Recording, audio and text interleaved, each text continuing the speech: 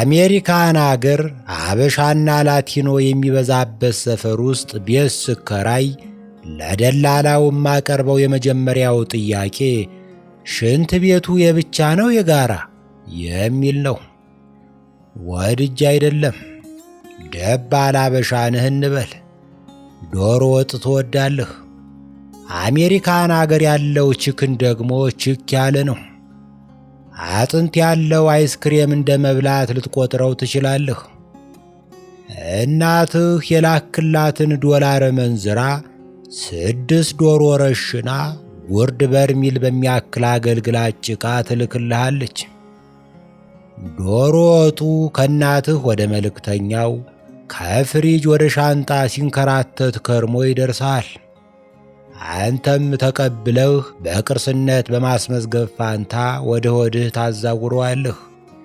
ከዚያ በማግስቱ የዳጉሳ ቂጣ እንደበላ ምስኪን ዘለግ ያለ ምጥ ይጠናብሃል። በተወለድኩበት አካባቢ ጤፍ መሸመት የማይችል ሰው ዳጉሳ ይበላል። ዳጉሳ ለማምረት የሚያስቸግር በልቶ ተረፈ ምርቱን ለማስወገድም የሚከብድ እህል ነው እና ሲተረት የዳጉሳ ጣሩ እስካሩ ይባል ነበር። እና ምጥ ሲፋፋምብህ ሳምሶናይት የሚያህል ላፕቶፕህን ይዘህ ሽንት ቤት ትገባና ከላይም ከታችም ዳውንሎድ እያደረግህ እኩለ ቀን ትዘፈዘፋለህ። ታዲያ ይህን እያየሁ ሽንት ቤት የግል ነው፣ አገር የጋራ ነው ብል ይፈረድብኛል? በዓለም አንደኛ የሚባል ዓመት በዓል ካለ እንቁጣጣሽ መሆን አለበት። የደስታው ምስጢር ተነፋፍቆ መገናኘት መቻል ይመስለኛል። ተራርቆ የኖረ ወዳጅ በሰበቡ ይገናኛል። ተሰውሮ የቆየብን ልምላሜ፣ ቄጤማ፣ አደይ አበባና እንደ ሩባንጃ የሚጥም አየር ይጎበኘናል። በጦም ወይም በእጦት ምክንያት ተለያይቶን የኖረውን የክት ምግብና መጠጥ እናገኘዋለን። የአስቴር አወቀን አበባየ ሆይ ጨምሮ ሌሎች ምርጥ ምርጥ የሕይወት ጸጋዎች ተካፋይ የምንሆነው በአውደ ዓመት ነው። ፈረንጅ ዓመት በዓል አያምርበትም። ትንሽ ለየት ያለው ሃሎዊን የተባለው ዓመት በዓል ይመስለኛል። የሰማዕታት መታሰቢያ ቀን ነው ይሉታል። ዜጎች የጭራቅ ማስክ አድርገው የጎረቤታቸውን ቀልብ ለመግፈፍ ተፍ የሚሉበት በዓል ነው። በተለይ ከሁለተኛው ዓለም ጦርነት ወዲህ ጦርነት የጨረረባቸው የበለጸጉ አገሮች ከተንዛዛ ሰላም የመነጨን ድብርት ለማባረር ይጠቀሙበታል። በዓሉን ዘግናኝ ፊልም በማየት ወይም አሰቃቂ ታሪኮችን በመለዋወጥ ያሳልፉታል። ሃሎዊን በአገራችሁ ይከበራል አለኝ አንዱ ባለፈው። በእኛ አገር ከዓመት እስከ ዓመት ሃሎዊን ስለሆነ የተለየ ቀን አያስፈልገንም ብዬ መለስኩ።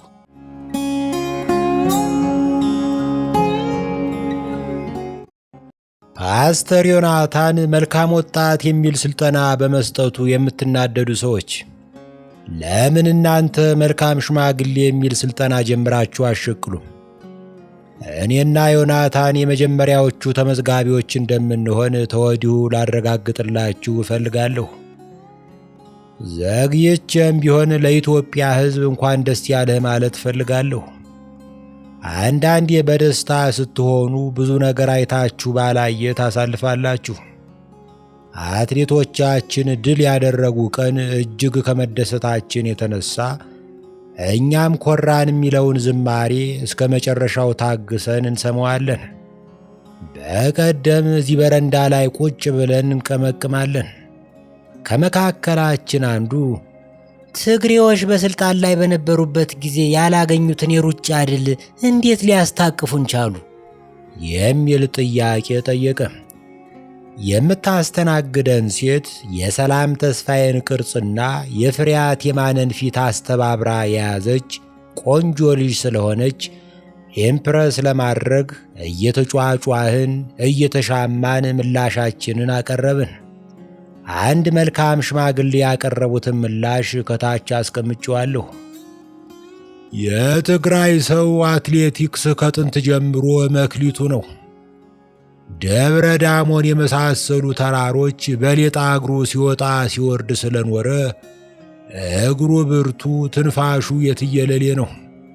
ግን መንግስትነት ያዘናጋል። መንግስት ስትሆን ታሯሩጣለህ እንጂ አትሮጥም። ስላዳመጣችሁኝ አመሰግናለሁ። በነገራችን ላይ ስለ ምስጋና ያለኝ ፍልስፍና አጭር ነው። የተደረገለት ያመስግን፣ የተደረገበት ያማር። ለነገሬ ማድመቂያ የሻለቃ ገብረሐናን ተረብ ልንገራችሁ። የገብረሐና ማዕረግ ዘመኑን እንዲመጥን ሆኖ ተቀይሯል።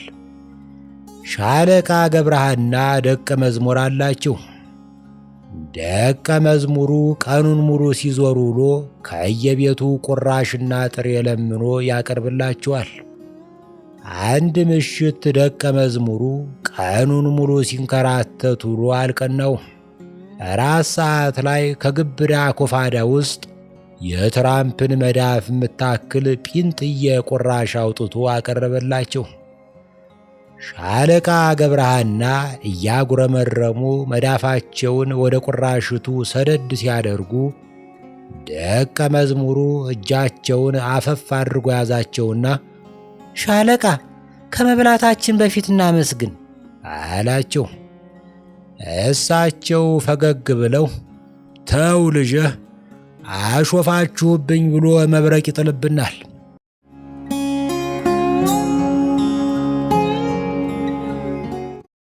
የማያሳፍር ትውስታ ያለው ሰው ያኔ እንዲህ ብዬ ነበር የማለት መብት አለው።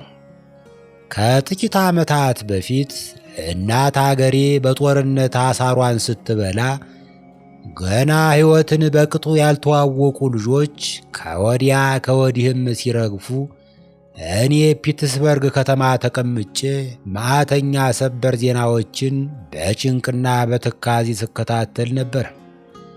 በጁላይ 2021 ከነጋሪት ጉሰማ ወደ ጉማ በሚል ርዕስ መጣጥፍ ጽፌ የለጠፍኩ። ጉማ ወይም አንጣ ኩቱ ከጥንታዊ ኦሮሞ ባህል የተወረሰ ግጭት የሚፈታበትና የደም ዋጋ ተከፍሎ እርቅ የሚሰፍንበት ሥርዓት ነው። በአገራችን ባለፉት ዘመናት የእርስ በርስ ጦርነቶች እንዴት ተለኩሰው እንዴት እንደከሰሙ ታሪክን እያጣቀሱ ካብራራሁ በኋላ ጽሑፌን እንዲህ በማለት አሳረኩ። የቸከ ቢመስልም ይህንን ለማለት እፈልጋለሁ። ምላጭ የሚያስውጥልህን ዋጥ አድርገህ ተነጋገር። ስለ እርቅ፣ ስለ ጉማ፣ የጋራ አገርን በጋራ አልምቶ በጋራ ስለመጠቀም ተነጋገር። ያለፈው አልፏል። በሕይወት የቀረነው አብረን እንድንኖር ተፈርዶብናል። ምርጫ ካለን በሁለት ነገሮች ላይ ብቻ ነው። እየተራረድን ወይስ እየተራረምን እንኑር? ሁለተኛውን ተስፋ አድርጌ ልተኛ። በጊዜው የወዲያም ሆነ የወዲህ አዋጊዎች እናሸንፋለን እንጂ እንነጋገራለን የሚል ሐሳብ ብልጭ ብሎላቸው አያውቅም። በዚህ ምክንያት ጽሑፌ እንደ ኑፋቄ ነበር የተወሰደው። ያኔ በጽሑፌ ስር በአስተያየት ስም ተምዘግዝገው ለትንሽ የሳቱኝን ቆመጦች አሁን ስገርባቸው በወፍራሙ ፈገግላለሁ። ልዑል የምኬ የተባለ ፊቱን በአጤ ምኒልክ ፎቶ ያስጠለለ ፌስቡከር አንቺም አንተም እያለ እንዲህ ገባልኝ። አይ በውቄ፣ አንቺ ጠብደል በርገር በግድንግድ ጆክ ሙሉ ወተት እየቀመቀምሽ ተንፈላሰሽ እየኖርሽ ስሜቱ ምን ይገባህና? ኮመንቱ የሚያሳየው ነገር ቢኖር ኮመንት አቅራቢው ለግድንግድ በርገርና ለጆግ ሙሉ ወተት ያለውን ከፍተኛ አምሮት ብቻ ነው። እኔ የእናቴን ጡት መጥባት ካቆምሁ ጊዜ ጀምሮ ከወተት ጋር ተገናኝቼ አላውቅም። በርገርማ እርሜ ነው።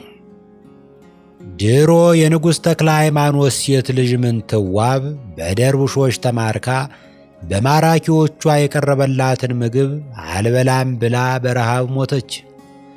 ከመሞቷ በፊት የምትሄዱ ሰዎች የምትሻገሩ እርኩስ አርማ ሞተች ብላችሁ ንገሩ የሚል ግጥም ላከች። አርማ ማለት እርም ብላ ማለት ነው።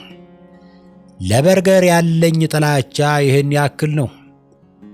አንዳንድ ሰዎች እንደሚያስቡት አሜሪካን አገር በርገር ብቻ የሚበላ ቢሆን እኔም በረሃብ ራሴን አጠፋ ነበር።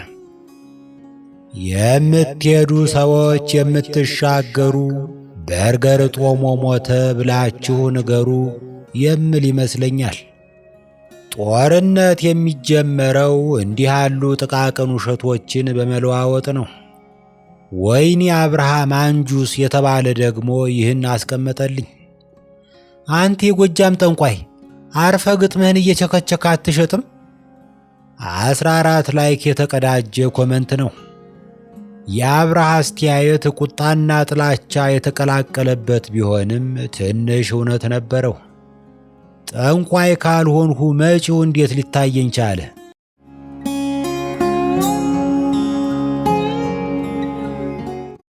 ከምናምን ዓመታት በፊት በቀዳማዊ ኃይለ ሥላሴና በጎጃሙ ገዢ ራስ ኃይሉ መሃል ኃይለኛ የሥልጣን ትግል ይካሄድ ነበር።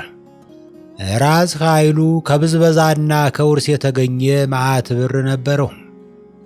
ተፈሪ ከጎጀው ጋር ሲወዳደር እልም ያለ ችስታ ነበር ማለት ይቻላል። በዚያ ላይ ተፌ መላውን ጦቢያ በስሩ መጠቅለል ይፈልጋል እና መፋጠጥ መመላለስ ጀመሩ። የተመላለሱበትን ዶሴ አግኝቼ እስካካፍል በዚህ ግምት አዝግሙ። ተፌ ስማ፣ ቀዳማዊ ኃይለ ሥላሴ በሚል ስም ነግሻለሁ። በአራቱ ማዕዘን ያሉ ሁሉ ጸጥ ለጥ ብሎ በመገዛት ላይ ይገኛል። በላንተም የእውቅና ሰርቲፊኬት ላክልኝ። ኃይሉ ሰውዬ ከመደብ ተነስተህ አልጋ ወራሽ ነኝ ስትል ዝም ብልህ ጭራሽ የገዛ ስሜን ሰርቀህ በላዩ ላይ ሥላሴ ጨምረህ ልትነግስ አማረህ። ብቻ የሆነ ጊዜ ላይ ተፈሪ ራስ ኃይሉን ሰበብ ፈልጎ ሸብ አደረገው። የተፈሪ ዳኞች በተከሳሹ ላይ ሞት ፈረዱበት። ተፈሪ ግን ሞቱን ምረነዋል፣ ታስሮ ይቀመጥ ብሎ ተጎዘጎዘ። በጊዜው እስር ቤት እንደ ስሙ ፍርደኛ የሚታሰርበት ቤት ነበር። ግድንግድ የብረት ካቴና ገንባሌ ማሰሪያህ ላይ ይገጠምልሃል። ብዙ ከቆየህ የታሰርክበት የእግር ብረት እግርህን ይገዘግዘውና ጋንግሪን ይቆርጥልሃል። ብዙም ሳይቆይ ኃይልሻ ምህረት ሳይሆን ምሬት እንደተቀበለ ገባው። ብቻ እራርተው ከእስር ቤት ይለቁኛል ወይም የሆኑ ሰዎች በኮማንዶ ነፃ ያወጡኛል ብሎ ቢጠብቅም ኮሽ የሚል የለም እና ራስ ኃይሌ ሩት ከእስር ስላልተለቀቀ የሚከተለውን ነጠላ ዜማ ለቀቀ። ሰው በድዬ ነበር እኔም እንደዋዛ፣ ቁናው ቁናዬ ነው ትንሽ ዙሩ በዛ። ቁም ነገሩ ያለው እዚህ ላይ ነው። We learn from history that we do not learn from history አለ ሄግል። አንዳንዴ ሳስበው ያበራሽን ጠባሳ ያየ በሳት አይጫወትም የሚለውን ተረት የፈጠረው ሰውዬ የሰውን ባህሪ የተረዳ አይመስለኝም። ሰው እንኳን ከሌላው ከራሱ መከራ አይማርም። አበራሽ ራሷ እድሉን ብታገኝ በአዲስ መልክ በሳት መጫወቱ አይቀርም።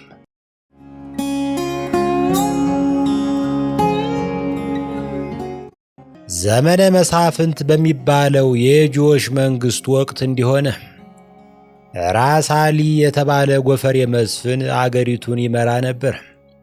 ከእሱ በታች ደጃች ውቤ የተባለ ባለሹርባ መስፍን ከሰሜን እስከ ምጽዋ ያለውን ግዛት ያስገብራል።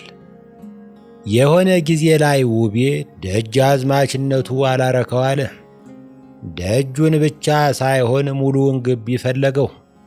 ለመንገስ በጣም ሻፈደ። በምጽዋ በኩል ብዙ ጠመንጃ እየሰበሰበ አከማቸ። ብዙ ጭፍራ መለመለ። የሚቀማውን ስልጣን የተገባ ሌጊትሜት ለማድረግ አባ ሰላማ የተባለ የግብፅ ቅጥረኛ ጳጳስ አሰናዳ።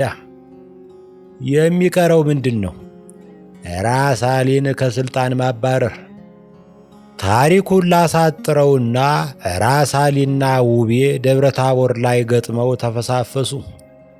በጦርነቱ ላይ የውቤ ባለነፍጥ ሰራዊት የራስ አሊን ፈረሰኛ እንደ ቅጠል ያረግፈው ጀመር።